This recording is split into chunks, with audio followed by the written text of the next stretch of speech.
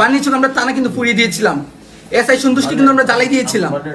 আমরা থানা পুড়িয়ে দিয়েছি, এসআই সন্তোষকে জ্বালিয়ে দিয়েছি, এমন হুমকিমূলক বক্তব্যের একটি ভিডিও সামাজিক যোগাযোগ মাধ্যমে ছড়িয়ে পড়ার পর এবার বৈষম্য বিরোধী ছাত্র আন্দোলন বৈছা হবিগঞ্জ জেলা কমিটির সদস্য সচিব মাহাদি হাসানকে সাংগঠনিক কার্যক্রম থেকে বিরত থাকার জন্য নির্দেশ দিয়েছেন সংগঠনটি। সেই সঙ্গে তাকে কারণ দর্শানোর শোকজ নোটিশ দেওয়া হয়েছে। শনিবার ৩ জানুয়ারি বিকেলে বৈছা এর দপ্তর সম্পাদক শাহাদত হোসেনের স্বাক্ষরিত নোটিশে তাকে এই নির্দেশনা দেওয়া হয়েছে। একই সঙ্গে চিঠিতে বলা হয়েছে, শায়েস্তাগঞ্জ থানার ওসির সঙ্গে আলাপ করার সময় কিছু অনাকাঙ্ক্ষিত বক্তব্য দেওয়ায় বৈষম্য বিরোধী আন্দোলনের আদর্শের সঙ্গে কোনোভাবেই সামঞ্জস্য নয় এবং সংগঠনের ভাবমূর্তি ক্ষুণ্ণ হয়েছে। আগামী ২৪ ঘন্টার মধ্যে কেন এই ধরনের বক্তব্য প্রদান তার সুস্পষ্ট জবাব দিতে হবে। উল্লেখ্য, শায়েস্তাগঞ্জ সদর ইউনিয়ন ছাত্রলীগের সহসভাপতি এনামুল হাসান নয়নকে গত বৃহস্পতিবার মধ্যরাতে শায়েস্তাগঞ্জ থানার পুলিশ আটক করে থানায় নিয়ে আসে। তার বিরুদ্ধে অভিযোগ, তিনি নিষিদ্ধ ঘোষিত ছাত্রলীগের রাজনীতির সঙ্গে সম্পৃক্ত থেকে কর্মকাণ্ড পরিচালনা করে আসছিলেন। নয়নকে আটকের পর বৈষম্য বিরোধী ছাত্র আন্দোলনের জেলার নেতাকর্মীরা তার মুক্তির দাবিতে শুক্রবার দুপুরে থানা ঘেরাও করেন। এ সময় জেলা বৈষম্য বিরোধী ছাত্র আন্দোলন ও ছাত্র অধিকার আন্দোলনের সদস্য সচিব মাহিদি হাসানের নেতৃত্বে একদল নেতাকর্মী ওসির কক্ষে অবস্থান নেন। তারা দাবি করেন, নয়ন একসময় ছাত্রলীগের রাজনীতির সঙ্গে জড়িত থাকলেও পরে তিনি জুলাই আন্দোলনে জড়িত হন। তারা নয়নকে ছেড়ে দেওয়ার দাবি করেন।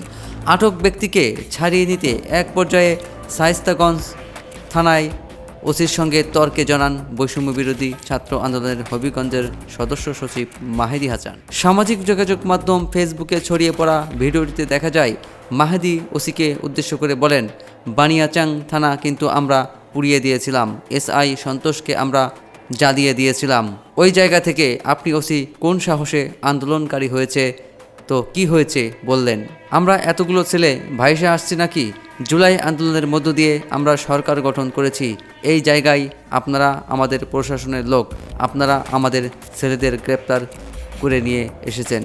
খবর পেয়ে শুক্রবার বেলা ৩টার দিকে হবিগঞ্জ সদর সার্কেলের অতিরিক্ত পুলিশ সুপার শহীদুল ইসলাম শায়েস্তাগঞ্জ থানায় ছুটে যান। তার মধ্যাবস্থায় বেলা 3:30টার দিকে এনামুল হাসানকে ছেড়ে দেয় পুলিশ। এ বিষয়ে জানতে অতিরিক্ত পুলিশ সুপার শহীদুল ইসলামের মুঠোফোনে একাধিকবার কল করা হলে তিনি সাড়া দেননি, খুদে বার্তার জবাবও দেননি। মাহেদি হাসান বলেন, আটক হওয়া ছাত্রনেতা একসময় ছাত্রলীগ করলেও তিনি জুলাই আন্দোলনে আমাদের সঙ্গে সক্রিয় ছিলেন। শুধু তার অতীত রাজনৈতিক কর্মকাণ্ডের জন্য পুলিশ তাকে আটক করে নিয়ে আসে। শায়েস্তাগঞ্জ থানার পুলিশ আগেও আমাদের 3 নেতা কর্মীকে আটক করেছিল। বানিয়াচং থানা জ্বালিয়ে দেওয়া ও পুলিশকে পুড়িয়ে ফেলা প্রসঙ্গে তিনি বলেন, এটি স্লিপ অফ টাং।